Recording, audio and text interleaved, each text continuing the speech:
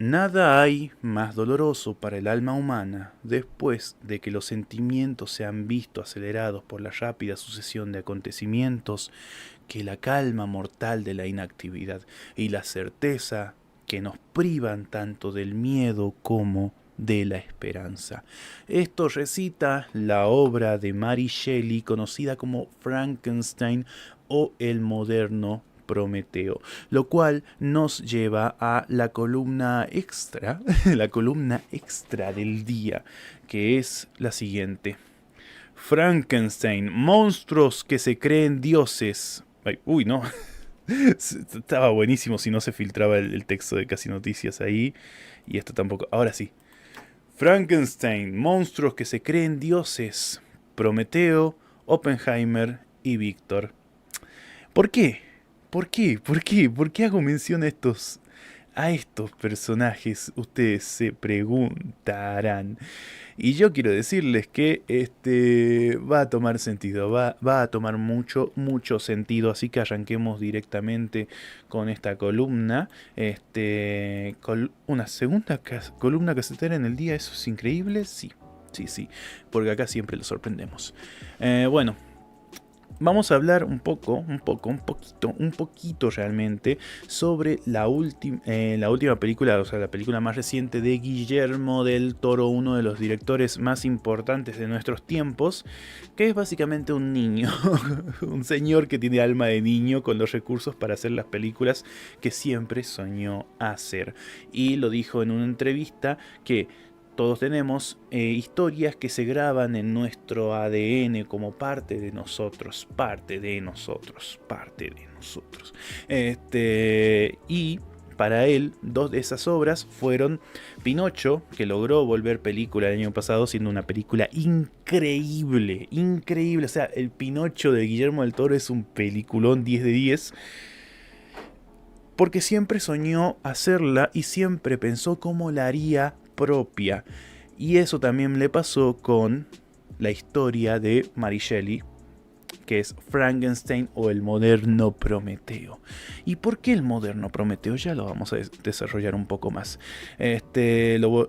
Básicamente suma un monstruo a su lista, pero esta vez siendo que viene de esta novela del 1818, así que no voy a spoilear la película, pero ojo, quiero decirles que es una historia que existe desde 1818, o sea, podría spoilearla, pero no lo voy a hacer. Porque además Guillermo del Toro ha logrado ponerle completamente su impronta a esta obra, siendo que pudo crear algo sumamente nuevo, agarrando partes de la novela de Mary Shelley, pero reescribiéndolas a su manera propia. Y esto lo logra además sumando momentos extra, pero imitando un poco la forma en la cual Mary Shelley escribía. O sea, por eso van a notar que hay mucho respeto por la obra que está adaptando, porque es una obra que él ama apasionadamente y que respeta y quiere un montón. Entonces la hizo con mucho cuidado y en una entrevista también dijo que él sabe que su público esperaba una película artesanal, entonces que cada aspecto de la misma debía estar sumamente cuidado.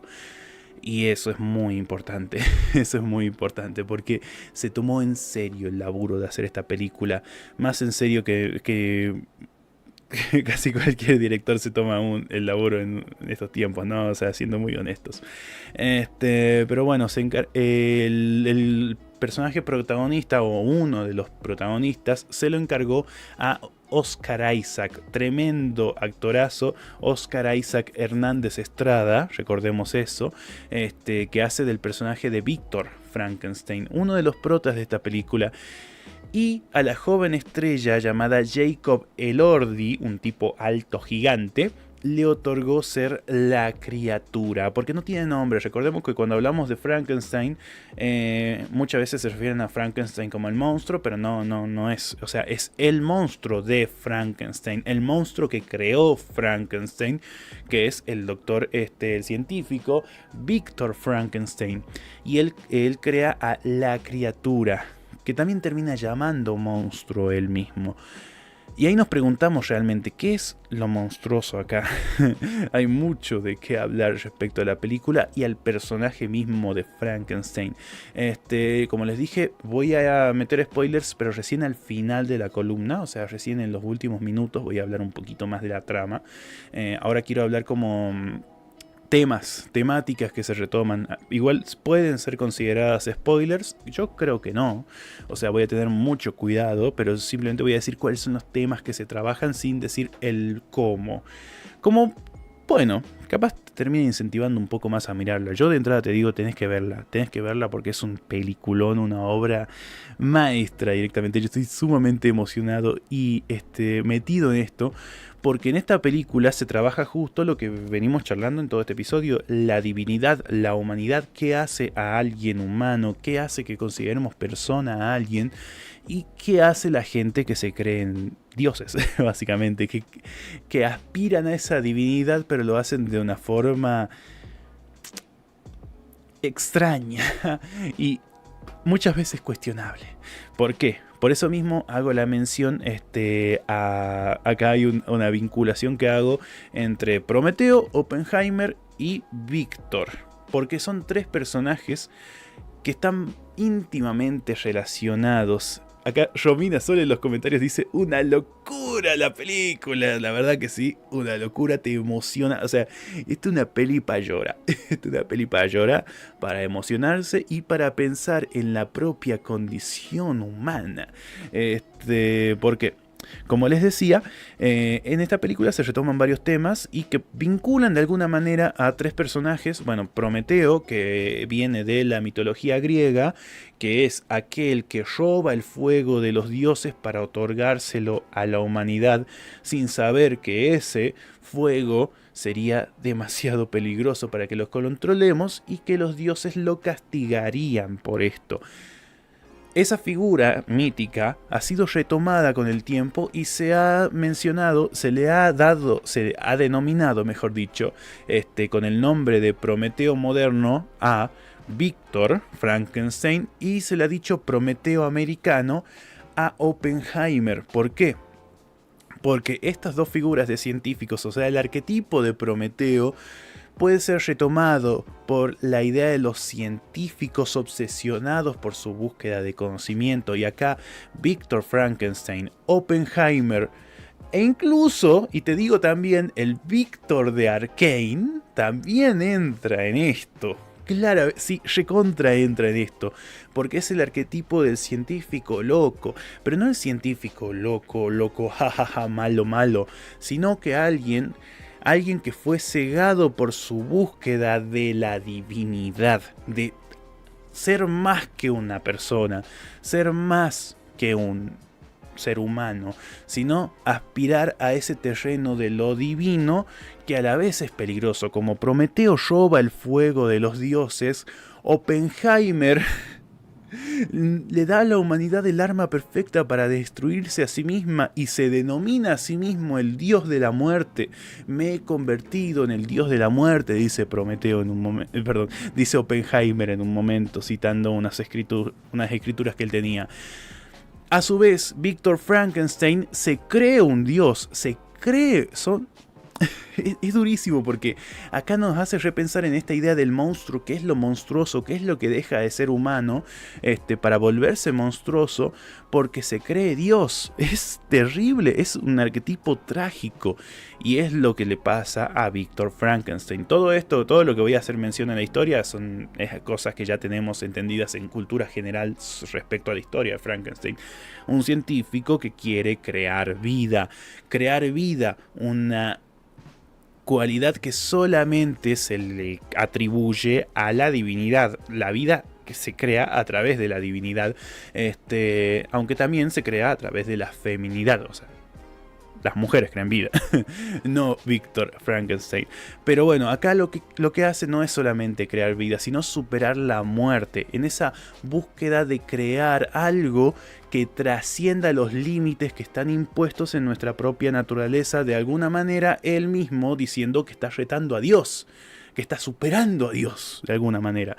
Esta es la búsqueda y la tragedia de Víctor Frankenstein, que está cegado por su búsqueda de trascender los límites de la mortalidad, siendo esto claramente un terreno complicado, como lo hizo el Víctor de Arcane, como lo hizo Oppenheimer y como un poco se le atribuye a Prometeo. Así que todo esto nos lleva a pensar en los arquetipos que construyen esta historia. Y acá, de vuelta, no voy a spoilear, pero simplemente voy a decir un poco los temas que se tocan un poco. En esta película se retoma a Víctor en su relación con su propio padre, o sea, la historia con el padre de Víctor es fundamental para entender esto, y también para entender su relación con su hijo, que es la criatura. La criatura a la que le atribuimos el nombre de Frankenstein, bueno, la criatura, le vamos a llamar la criatura. Porque no es un monstruo, no es un monstruo. Pero nos preguntamos entonces, si fue hecho con parte de personas muertas, ¿qué tan humano es?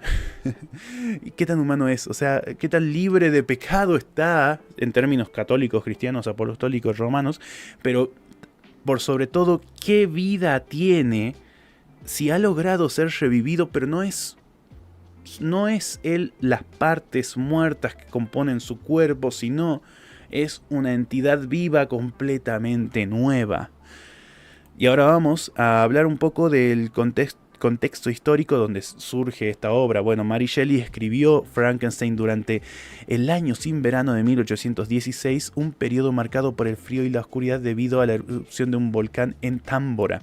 Este contexto influyó en la atmósfera sombría y melancólica de la obra, entendida esta como una de las primeras obras de literatura gótica. Los temas que se retoman, esto ya hablando un poco de la obra literaria, ¿no? Los límites de la ciencia y la responsabilidad ética, la ambición desmedida de Víctor Frankenstein, la advertencia que se le hace al cruzar estos límites y la pregunta de la naturaleza de la humanidad y de la monstruosidad. Sí, estábamos hablando de lo humano y lo divino, pero acá incluimos el factor de lo monstruoso. ¿Quién es el monstruo? El monstruo de Frankenstein es inicialmente inocente, porque pero el rechazo y la soledad lo transforman en un ser violento. La novela plantea que la monstruosidad no es intrínseca, sino el resultado del abandono y de la crueldad, ¿ok?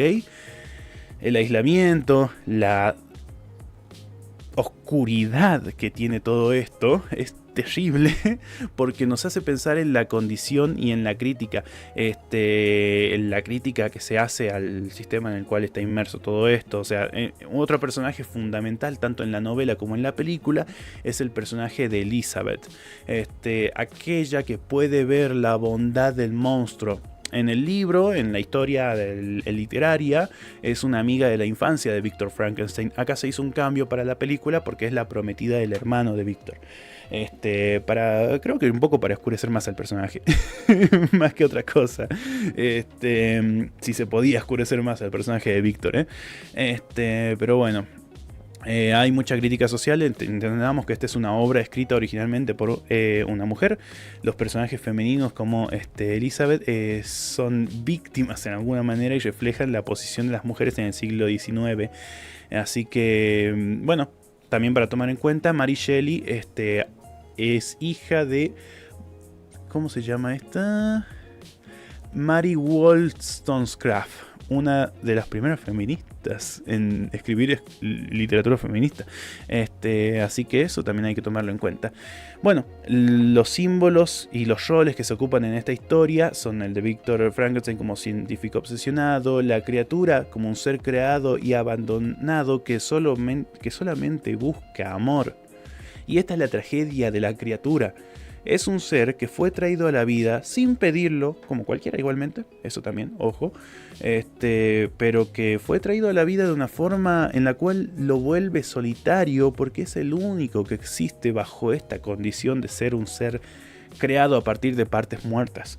Entonces, es abandonado y él lo único que busca es amor y comprensión, pero al no encontrarla y al encontrar simplemente negligencia y violencia en este mundo, se vuelve un ser vengativo, en busca de venganza. Bueno, Elizabeth, que ya dijimos, es un símbolo de sacrificio de alguna manera, y de pureza también, de ser aquella que puede ver la pureza de la criatura. Y bueno, después está el explorador que enmarca la historia. Esto también no sé si lo tienen, pero bueno, es una historia que se cuenta en distintas perspectivas, y una es la del explorador en su barco, que encuentra en un momento a Víctor, y Víctor comienza a contarle su historia. Esto está tanto en la novela como en la película. Pero bueno, en los simbolismos, ¿a qué refiere? El monstruo, de alguna manera, el monstruo o la criatura representa al otro marginado. Es la parte oscura de la misma humanidad, aquello que es rechazado y entendido por fuera de los cánones. O sea, la criatura de Frankenstein es una crítica al rechazo social. Eso es tremendo. Los vuelve quizás uno de los monstruos clásicos más interesantes que hay. La naturaleza, bueno, distintos símbolos que se van retomando.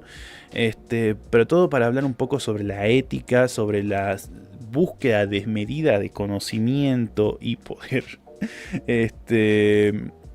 De alguna manera termina reflejando todo eso, reflejando una especie de debate entre qué, y acá me enfoco en lo que había dicho hace rato, qué es lo que hace a un monstruo ser un monstruo, qué es lo que hace un humano ser un humano, todo entre comillas, ¿no? Monstruo, humano, Dios. Víctor roba la capacidad de crear vida a lo divino, creando un ser que sufre por el rechazo del mismo Víctor, de su propio creador. Y lo dijo en un momento, ahora sí voy a meterme un poco más en la película, Guillermo del Toro, que sus últimas dos obras, que fueron Pinocho y esta, hablan en cierta forma de padres de alguna manera decepcionados de sus hijos. ¿Por qué? Porque, y acá voy a hablar un poquito con spoiler, unos spoilers chiquititos de la película, chiquititos, muy pequeños de la película, que son, que son, bueno, básicamente que la historia está contada en 3 actos, de alguna manera. El preludio, que nos cuenta un poco el backstage de todo. La historia de Víctor, la historia del creador de la criatura, y después, y esto me encantó de la película, acá un tremendo spoiler, pero bueno, hay otro acto que está protagonizado, contado desde la perspectiva de la criatura. Y yo cuando vi eso dije, sí, vamos. Me encantó que mostraran la perspectiva del monstruo, y eso es algo que Guillermo del Toro tenía muy en claro. Quería contar también la historia y la perspectiva de la criatura. ¿Por qué? Porque si nos remontamos a la historia previa de Víctor Frankenstein, al menos en la película, se cuenta su relación compleja tanto con su madre, donde hay algo ediposo medio raro ahí, siendo ella la muestra de esa pureza a la cual quiere retornar, pero que termina falleciendo. La vida termina arrebatándole aquello que él pensó que era lo divino. Entonces, él después busca arrebatarle a lo divino la capacidad de traer vida después de la muerte. Un poco como un acto de sanar esa herida infantil, pero también un poco como el acto de venganza contra la crianza de su padre, porque su padre, al menos en la película, médico, uno de los médicos más importantes, no puede salvar a su madre y no puede darle amor a Víctor, pero sí termina dándole amor a su hermano menor, a William. Y a Víctor lo único que le da es rechazo, golpes con una vara, porque en alguna medida está decepcionado de su hijo también, el padre de Víctor. Está decepcionado, no lo entiende, tiene problemas con él, y después termina falleciendo el padre. Entonces, Víctor no puede, con el acto de crear a este monstruo, lo que quiere también un poco es superar a su padre como científico, como médico, siendo, che, mira, vos no pudiste salvar a mi madre, mira cómo yo domino la muerte. O sea, es como toda la película en cierta forma es una especie de rechazo a su padre y también un acto de venganza.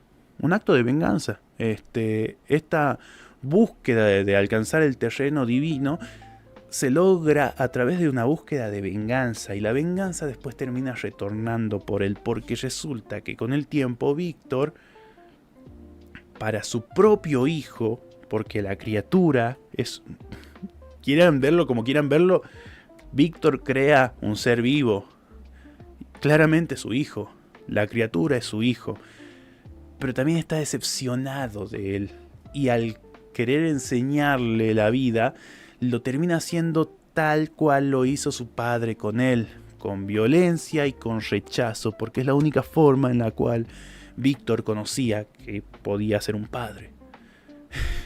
Lo cual lo vuelve terrible porque es un personaje oscuro, Víctor, es muy oscuro, pero a la vez siente cariño por este hijo que no puede terminar de comprender. Y este hijo, al entender ese rechazo, busca venganza en contra de él, tal cual su padre lo hizo consigo mismo. Y al final hay una frase que me pareció, me destruyó. No voy a decir en qué contexto se dice, solamente diré que el monstruo lo dice, la criatura lo dice, y con esto quiero cerrar esta columna, porque el monstruo le dice, la criatura le dice a su padre, quizás ahora ambos podamos ser humanos. Porque de alguna manera, no quiero spoiler demasiado, ya dije mucho, ¿no? Pero hay redención. Podemos encontrar la redención. Y esta no es una historia, bueno, sí, es una historia gótica, claramente, literatura gótica, pero sobre todo es una historia sobre la condición misma del ser humano. Quizás algunos aspiran a ser dioses, algunos se creen dioses realmente. Hay gente en este mundo, gente humana, aunque no queramos aceptarlo, que se creen en la posibilidad de decantar sobre la vida de los demás como si fueran divinidades. Nosotros somos seres humanos, somos seres terrenales. Yo de entrada no creo en ninguna religión, pero sí creo que hay algo más que solo carne en esta vida, y con esto vuelvo a lo que tratamos en todo el programa. Sí creo que somos más que solamente carne. Hay algo, hay un espíritu que tenemos, que puede ser simplemente una condición psicológica, que puede ser creado a través del lenguaje, que puede ser a través de las ideas que vamos heredando, que alcanzamos cierta divinidad, cierto terreno de lo divino, pero que no es por estas vías, que no es a través de las vías del control, del dominio, de la subyugación del otro, sino que a través de la redención y de aquello que nos vuelve profundamente humanos, pero humanos en un sentido amplio, en un sentido que no se limita a decir el humano es esto o lo otro, sino que de alguna manera termina siendo seres que sienten y perciben a través de algo que hasta donde entendemos solamente nuestra especie siente de alguna manera, hasta donde entendemos, capaz otras especies lo hacen, pero hasta ahora entendemos que la capacidad de tener amor es quizás aquello que nos vuelve seres humanos en un sentido amplio, que traspase los límites de aquello que se entendía por humano hace 200 años, sino que podemos encontrar algo que nos termina siendo cercanos a los otros, cercanos a los semejantes, de alguna manera. ¿Qué es el amor? Perdón por ponerme cursi, pero creo que a través solamente del amor podemos alcanzar esa divinidad. A través del amor podemos alcanzar esa trascendencia. Y todo lo otro es puro verso. Y si te guías por todo lo otro, terminas como Víctor o como Oppenheimer. Así que estas son algunas cosas que me hizo pensar la película de Frankenstein de Guillermo del Toro y quería compartirlo con ustedes. Así que sean humanos, pero más allá de las limitaciones del ser humano, sientan, vivan, odien y amen y por sobre todo perdonen. Ay, ya estoy hablando como pastor igual, ¿eh? Estoy hablando como cura. No, no, no. No soy religioso. No soy religioso, sino que creo que la categoría de lo divino y de aquello que supera simplemente lo terrenal es algo a lo cual todos podemos acceder de alguna u otra manera, porque de vuelta somos más que carne, como la criatura de Frankenstein, que es más que simplemente pedazos de carne unidos y dados y vueltos a la vida a través de electricidad. No, es algo más. Son esos 21 gramos de los cuales habla Rosalía, capaz. Es aquello que llamamos legado, quizás. No lo sé. No lo sé. Solo sé que esta película está tremenda y me hizo pensar un montón de cosas re locas. Así que les insto a ustedes a verla y pensar cosas re locas también. Y con esto, después de casi 3 horas de programa, no, todos los programas se están haciendo re largos.